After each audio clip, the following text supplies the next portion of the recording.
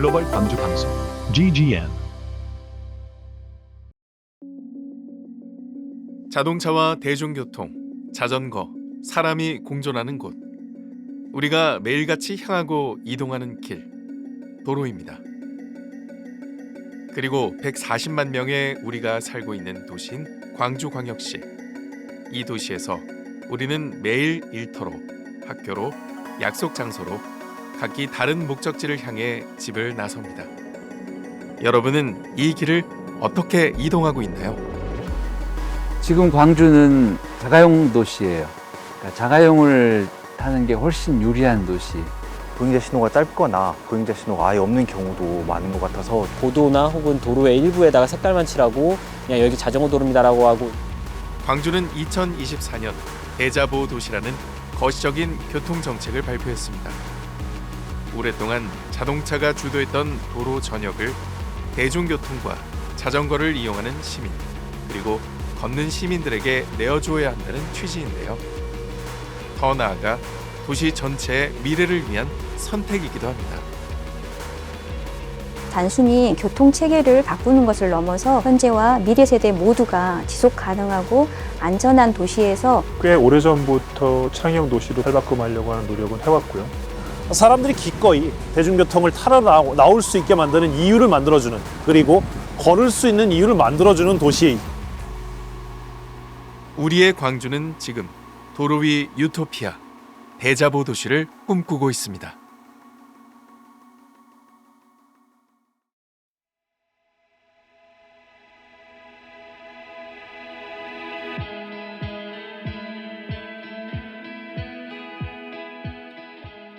최근 광주에 잦은 출근 도장을 찍고 있는 이분, 정석 교수입니다. 이분이 바로 최초로 대자보 도시라는 새로운 교통 선구안을 제시하셨는데요. 서울 북촌 한옥마을 인사동 지키기, 걷고 싶은 도시 프로젝트를 수행한 도시 설계 전문가인 정석 교수는 광주 대자보 총괄 설계 정책 자문관에 위촉되면서 광주와 깊은 인연을 맺게 됐습니다.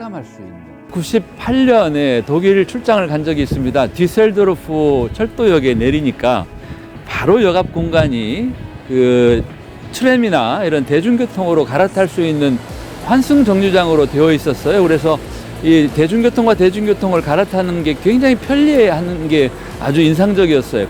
수십 년 전부터 국내외 도시의 교통 문제를 직접 경험하고 연구한 정 교수님이 바라본 광주의 교통 상황은 첫 관문부터 순조롭지 않아 보입니다. 지금 여기 광주 송정역도 보면 여기서 내리면 바로 가장 가까운 곳은 택시 승차장이고, 그리고 이 광주와 또 광주 시내 주요 지점들을 바로 연결할 수 있는 이런 대중교통 환승 정류장은 그렇게 편리하게 만들어져 있지 않은 것 같아요. 대중교통, 자전거, 보행이 우선인 도시 대자보.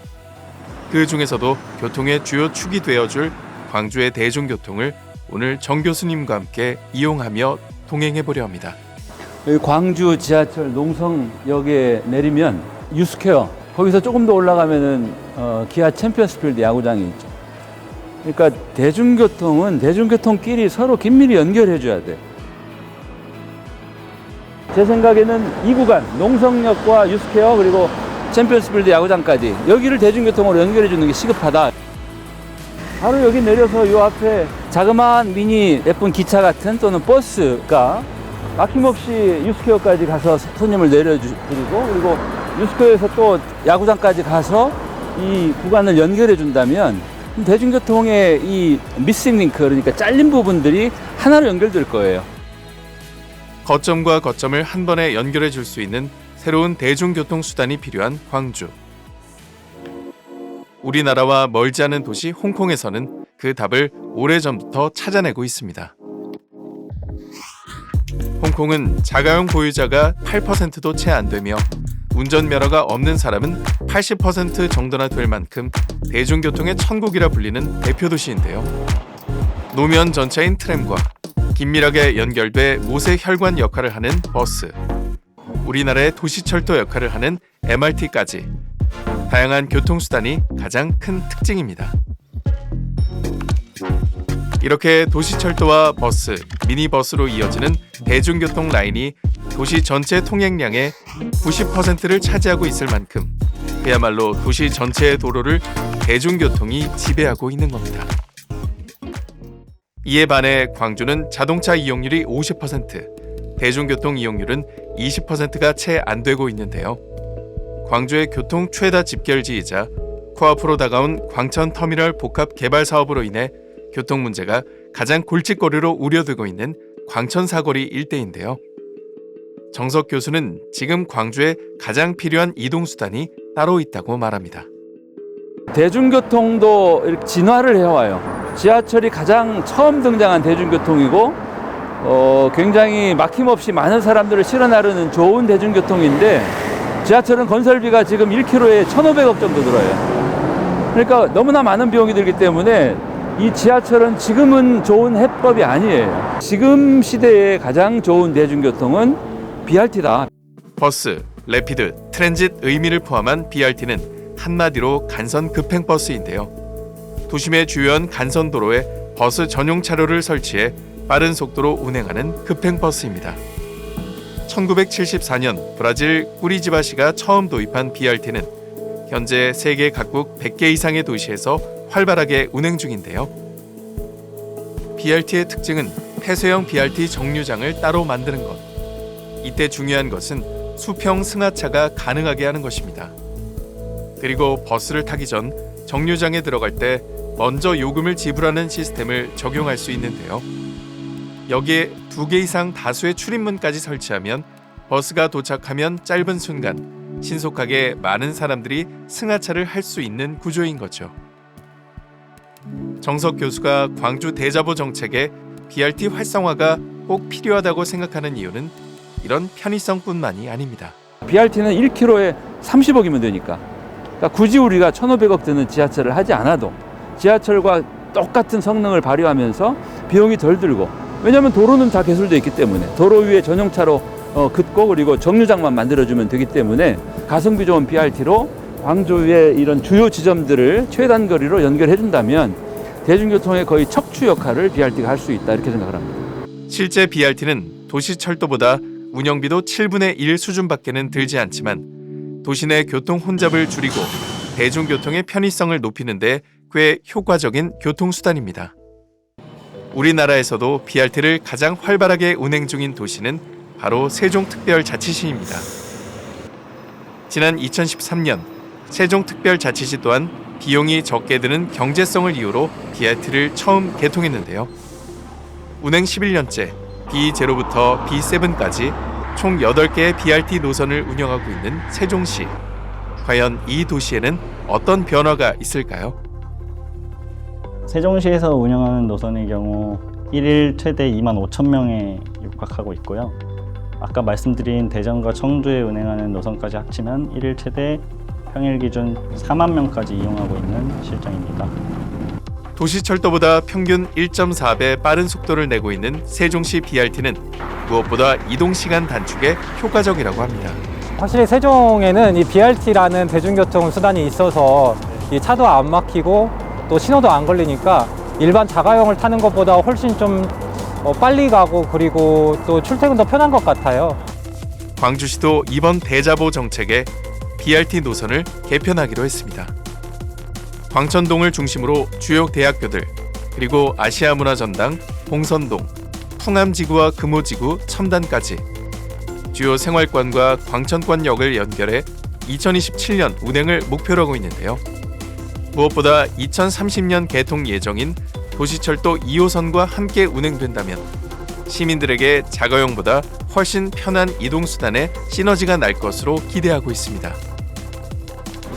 하지만 대자보 실현은 꼭 새로운 이동수단을 만드는 일에만 국한된 것은 아닙니다.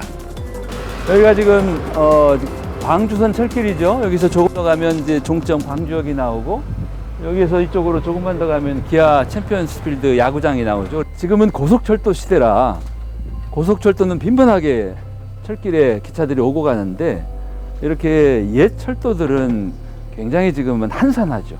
그래서 방치하지 말고 이 철도를 시내 대중교통으로 또 도시와 도시를 연결하는 지역 간 대중교통으로 적극 활용하는 철도의 부흥 시대, 철도의 르네상스 시대를 다시 열면 참 좋겠습니다. 폐쇄된 광주역과 송정역을 오가는 광주선 셔틀 기차는 꼭 복원시켜야 한다는 게 여러 전문가들의 의견입니다. 왜냐하면 자동차보다 자가용보다 가장 빠른 게 철도입니다. 지하철보다 빠른 게 지금 이 광주 옛 광주선 철도죠. 왜냐하면 지하철은 모든 역을 다 정차하니까 시간이 많이 걸리는데 이 광주선 철도는 극락강역 한 번 쓰고 바로 광주역까지 15분이면 연결해주는 가장 빠른 이동 수단이기 때문에 방치하지 말고 적극적으로 활용했으면 좋겠습니다. 넓고 꽉 막힌 도로, 비좁고 복잡한 길목에서 우리의 또 다른 발이 되어주는 이동수단이 있는데요. 대자보 도시의 두 번째 주인공, 자전거입니다. 실제 탄소 배출 제로인 자전거 이용은 친환경 도시로 나아가는 제1순위 이동수단으로 꼽히며 지구를 지키는 바퀴가 되어주고 있습니다. 유럽 각국은 자전거 통근 수단까지 지불하는 등 다양한 인센티브를 부여하고 있기도 한데요. 사실 이미 광주도 자전거 이용률을 높이는 정책을 펼쳐왔습니다. 바로 공공자전거 타랑깨인데요. 광주 시민 누구나 쉽게 자전거를 탈 수 있도록 2020년 처음 도입된 타랑깨는 기대만큼 활성화되지 못한 채 현재는 운영이 중단된 상태입니다. 하지만 이 대자보 정책으로 인해 타랑깨가 곧 새롭게 재개될 것이라는데요. 저희가 자전거 이용 활성화를 위해서 공유 자전거 타랑깨가 있죠. 이 타랑깨를 계속해서 지속적으로 확대해 나갈 거고요. 또 자전거가 일상적인 교통수단으로 자리 잡을 수 있도록 자전거 도로를 확장하고 교차로의 안전도를 개선하고 또 자전거 주차 공간을 확보하는 이런 인프라들도 촘촘하게 갖춰 나가겠습니다. 아울러서 자전거를 이용할 수 있는 시범지구를 계획하고 있고요. 광주시는 2025년 타랑깨 자전거를 350대에서 650대로 약 2배가량 늘리고 정거장도 확산해 나갈 계획인데요. 우리 지역에도 이미 자가용을 버리고 자전거를 선택한 시민들이 있습니다. 2년 전 자전거를 본격적으로 타기 시작한 이 부부는 이젠 자전거가 가장 익숙한 이동수단이 되었다고 하는데요. 특히 서울에서 태어났지만 직장을 옮기며 광주 전남에 정착하게 된 안태경 씨는 결혼 후 자전거를 타기 시작하며 자전거에 대한 애착이 남달라졌습니다.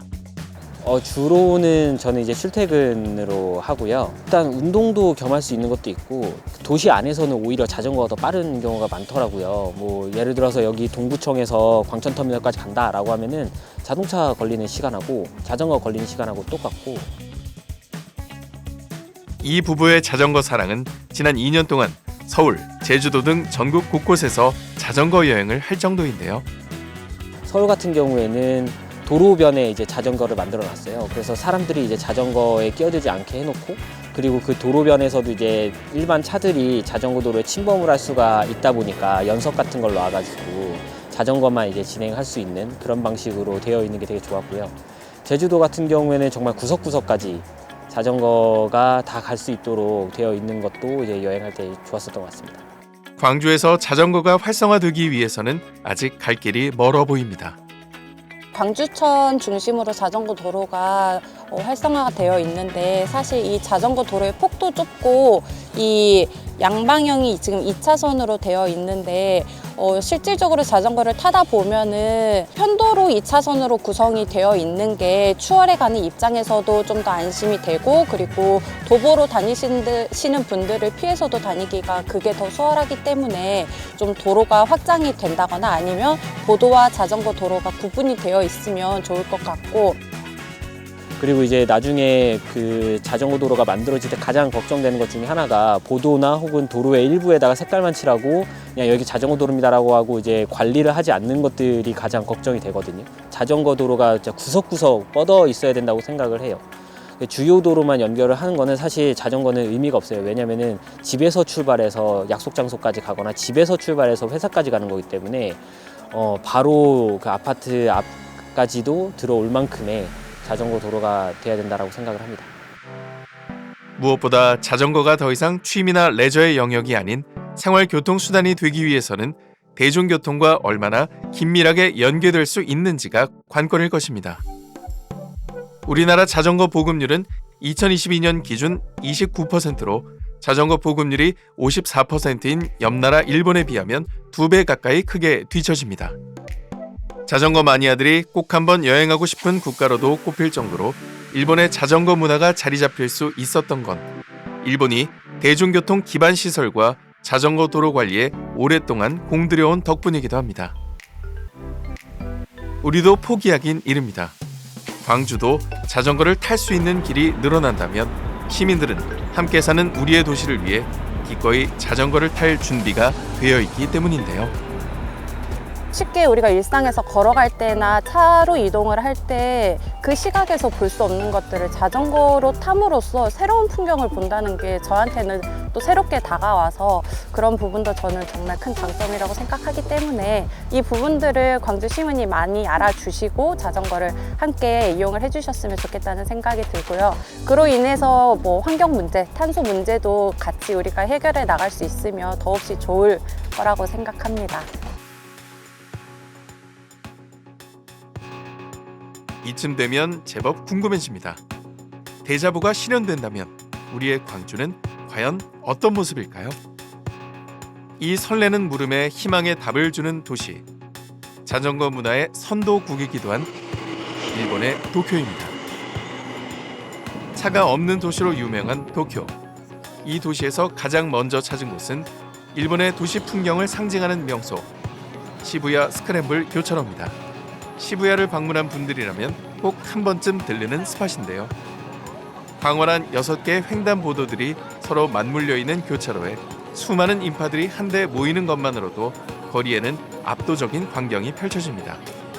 도쿄대학에서 도쿄의 교통을 누구보다 눈여겨보고 연구해온 김영준 연구원과 함께 도쿄 대자보 투어를 해볼까 합니다.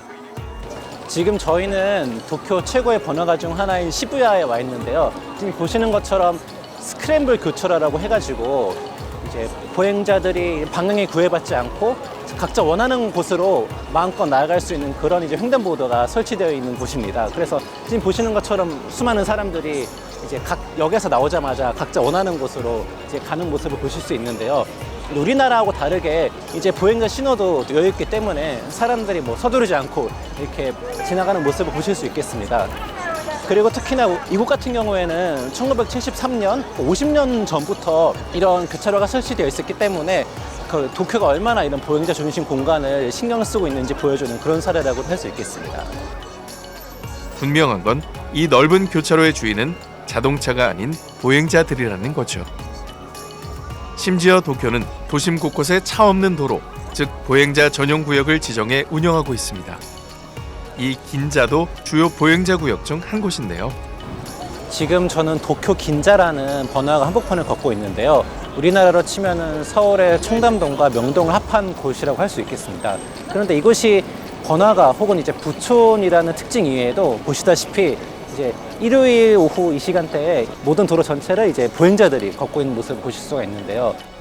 지금으로부터 55년 전인 1970년부터 보행자 전용 구역이 처음 실시됐다는 긴자.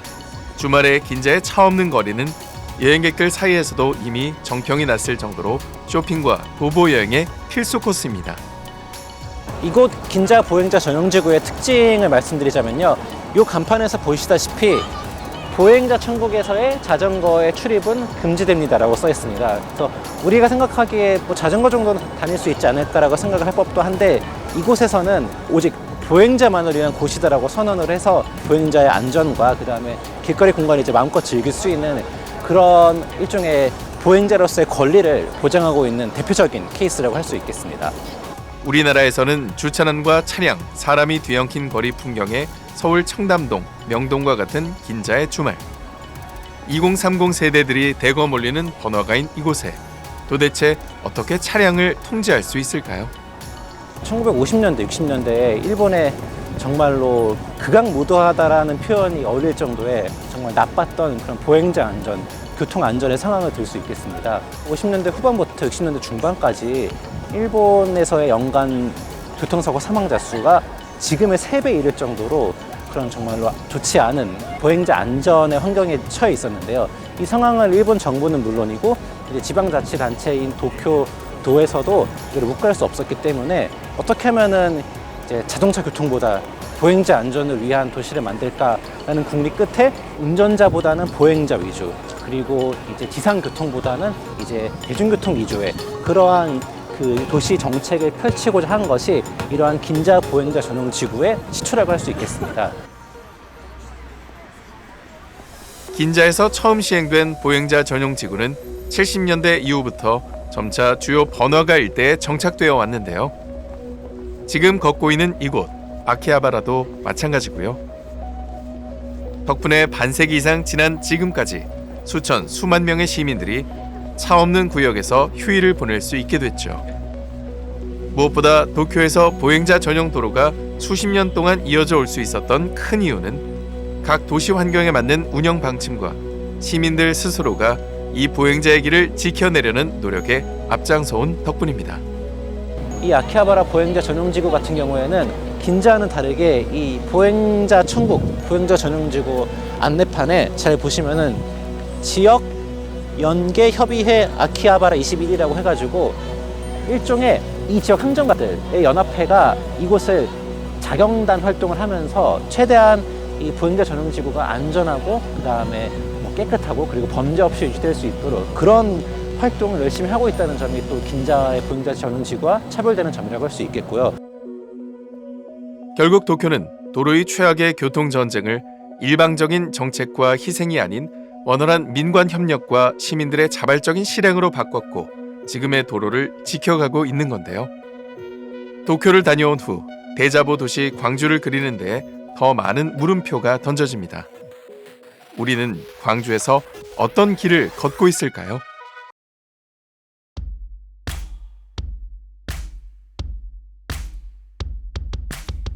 광주의 옛 도심인 금남로 도로. 이 일대에는 횡단보도 설치가 번번이 무산되고 있는데요. 금남로 공원부터 문화전당역까지의 거리는 약 500m.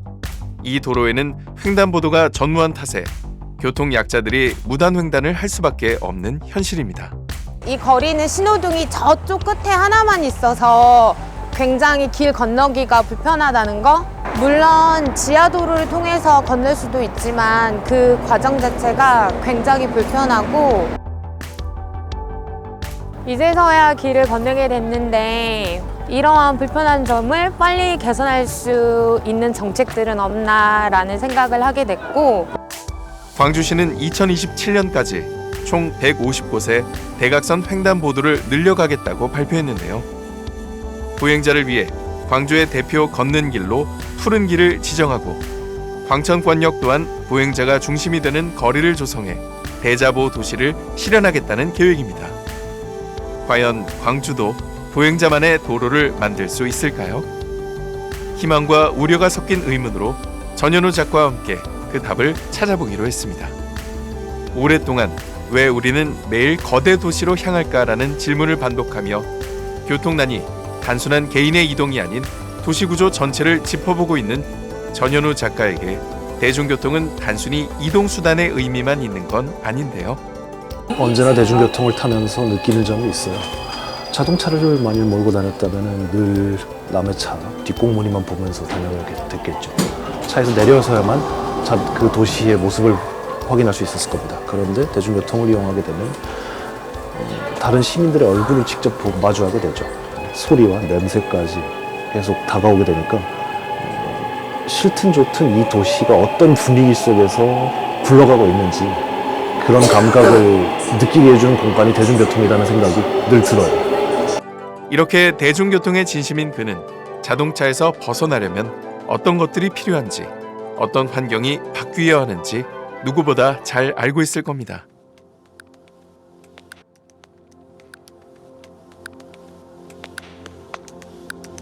네, 이곳은 양동시장역 에스컬레이터 끝부분입니다. 마지막 한 끝이 모자라서 시민들이 힘들어하고 있는 그런 모습을 확인할 수가 있죠. 사람들을 미세하게 힘들게 만드는 그런 구조들이 여럿 있는 거거든요. 이런 구조들을 조금씩 해소해 나가야만 사람들이 기꺼이 걸을 것이고 대자보 도시가 정말로 나은 삶이라는 그런 지지를 얻게 만들려면 바로 이런 한 끗 차이를 바꿔내는 게 절실하지 않느냐. 사람들이 기꺼이 걸어 나갈 수 있는 도시. 우리도 작은 시도와 작은 변화로부터 만들어갈 수 있지 않을까요? 그러기 위해선 광주에서 보행자 전용 구역이 가장 잘 어울리는 곳이 어디일지부터 찾는 게 우선일 겁니다. 걷는 매력이 있는, 걷는 재미가 있는 공간에 대중교통이 접근해 있어야 되겠죠. 남광주 같은 곳은 바로 그 한 지점이 될 수 있을 거라고 생각해요. 저는 이 남광주역 그리고 남광주역을 통과하여 양동시장을 거쳐 흐르는 광주천이 하나의 실마리라고 생각합니다.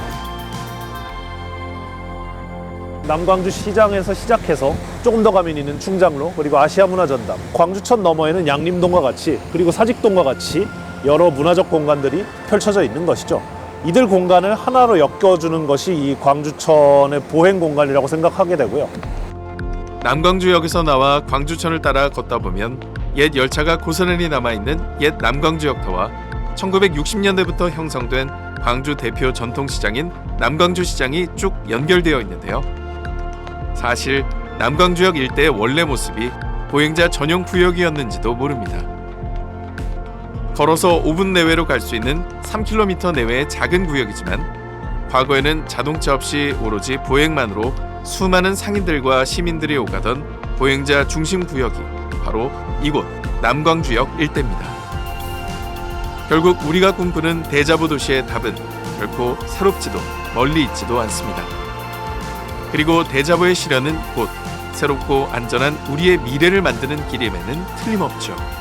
그 과정에서 시민들이 적극적으로 참여하실 수 있는 방법을 우리가 고민을 하고 그거를 정책에 녹여내는 노력들을 계속해야 될 것 같습니다.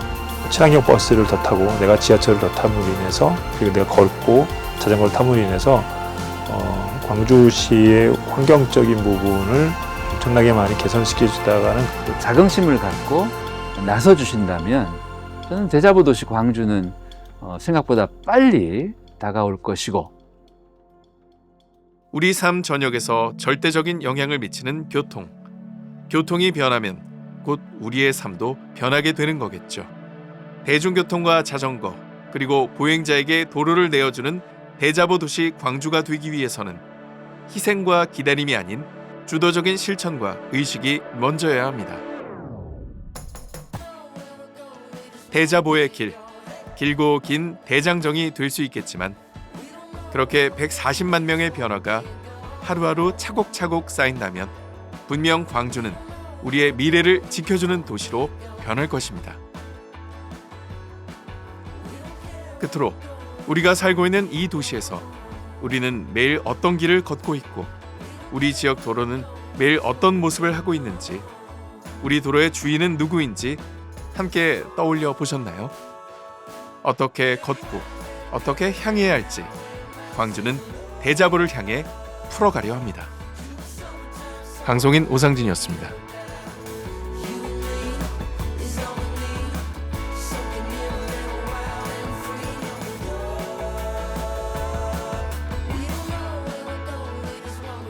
기차 타고 응원 가자. 찍히고 있어요?